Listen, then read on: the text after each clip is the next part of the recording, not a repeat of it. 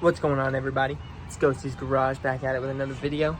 And today I wanted to show you guys what all it takes if you want to buy a $3,200 Mazdaspeed Miata.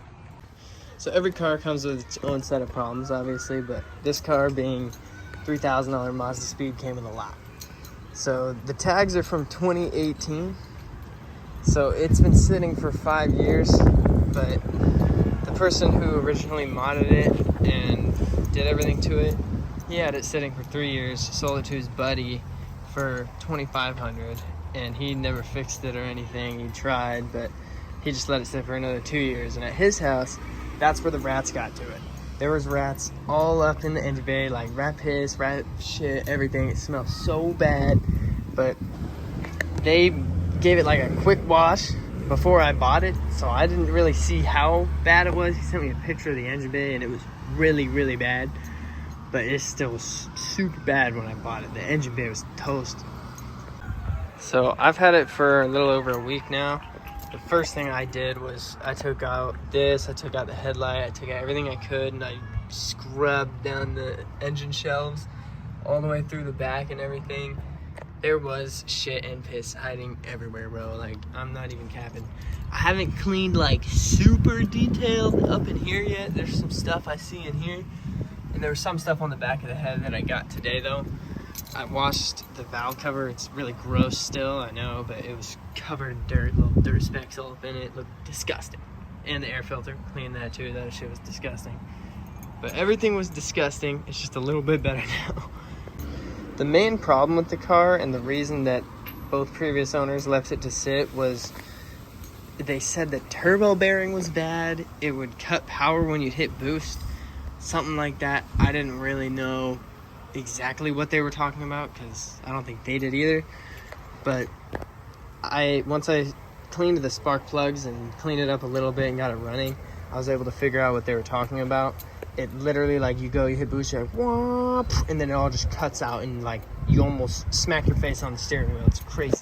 Definitely something somebody would make it sit for. It's crazy. But it would throw an engine light every time it did it, and I read it, and it was a camshaft position sensor, my bad, code. And I looked it up, and one person said that the wires on the crank position sensor, this guy, would get messed up by the belt here that I don't have, and then they would arc on the engine.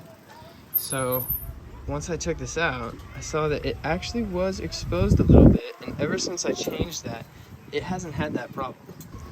The engine also wasn't running perfectly because it's been sitting for a long time. The spark plugs were bad. I cleaned them multiple times. Every time I would clean them, it would run way better, and then they would just get a little worse. So I think the bad gas is making them worse, and hopefully the fuel injectors aren't messed up, but they might be a little clogged too because of the gas. I have like half new gas, half old gas in it right now. It's running pretty good. I haven't gotten a misfire code all day, haven't gotten camshaft code in a few days, and everything is looking up. But everything else wrong with the engine bay would be this headlight. He had it in the ad. It said that the headlight was out, but I cleaned, when I was cleaning the engine bay, unplugged it, plugged it back in, and now it works. It makes a squeaking noise from around this area. I'm hoping it's the belt. I'm not positive on that, but I need to change it. This belt is not there, AC or power steering. Don't got that. He said power steering was leaking, so that's the reason for that. But I gotta paint the valve cover and tidy everything up in here too. But that's it for the major problems in the engine bay. This car also has a Viper system, and I was hoping it's wired up to the doors, and it is, but it doesn't work because the door locks in this car don't work.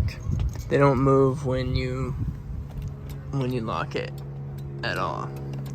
They do a little bit sometimes, but I'm trying to figure that out. I think it's just one of the actuators. The other problems in the interior were this boost gauge just wasn't hooked up. It was just tied up in the engine bay. I hooked that shit up. The shifter was insanely sloppy when I got it. Like, I'm punching this every time I shifted. It was crazy long throw. But I just replaced the bottom bushing. That one was like broken in half, and I replaced one of the other ones with a 5-speed one. I kind of gauged it in there, but The speakers didn't work.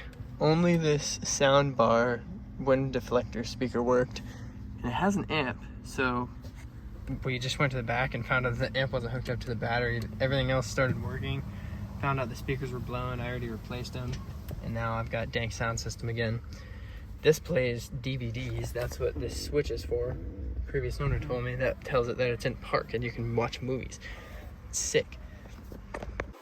I have seen some rat poo remnants in the interior, but it was only a small amount, and I think I've cleaned out everything already.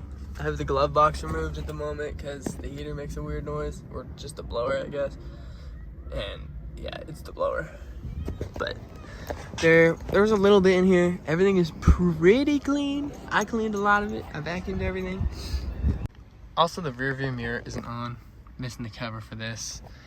And I'm pretty sure I already said, but the blower is bad. It makes clicking noises when you do it, but not too bad. I can replace all that stuff. And that's pretty much it. Everything else with the car is kind of just needs TLC, you know what I mean? The exhaust rattles, I can figure that out. There's a noise when you're idling if you push the clutch and it goes away, but the whole clutch and bearings were replaced very recently, so I don't think it's that. I think something's just vibrating.